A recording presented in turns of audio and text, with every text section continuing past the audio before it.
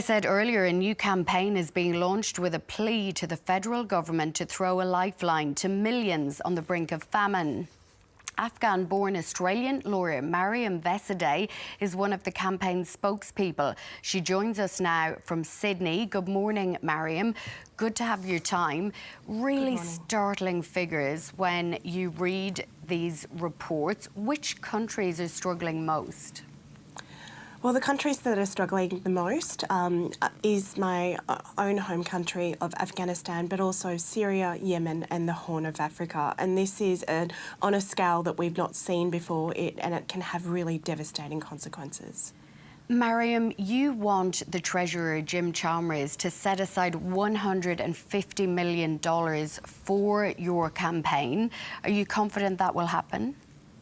We certainly hope so. I think in the scheme of things, when we consider the figures that Australia's invested in, say, military intervention in Ukraine and elsewhere, that this figure is a reasonable figure given that over 50 million people are virtually on the brink of starvation and death. And really, in the scheme of things, it's the least that Australia can do as a good world Samaritan. In the scheme of things, can you give us an idea, Mariam, of what other countries are donating of similar economic situation, similar population? Yeah, I think I don't have the exact figures off the top of my head, but I think Australia has, to some extent, been missing on the world stage, and this is an opportunity for the Albanese government to really set the record straight that Australia is a values-driven humanitarian partner, and it's going to do its bit.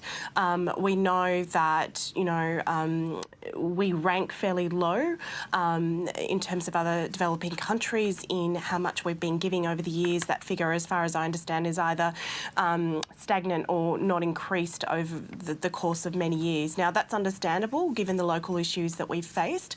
But like I said, given the figures that we've been investing in terms of military intervention, $150 million package to stop something like 50 million people who are on the brink of starvation is absolutely necessary, given in the case of Afghanistan, the military intervention that we've had over the course of many years. So it's something that is vitally necessary to stop the catastrophe that can fuel social unrest and many other things.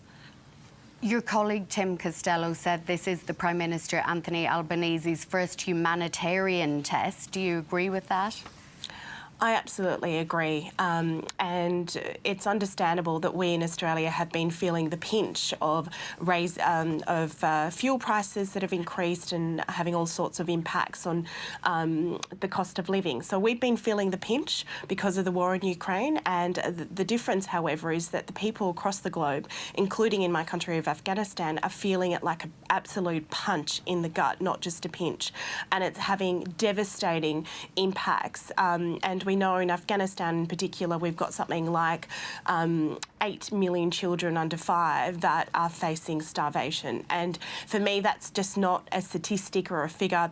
That figure actually relates to my own family members who, after Kabul fell, have been trying to flee Afghanistan and have been forced to now flee to neighbouring countries. So these are not just statistics. These aren't just dollar figures that we're throwing around. This relates to real people. And your country of birth should not determine whether you die from starvation or are fleeing persecution.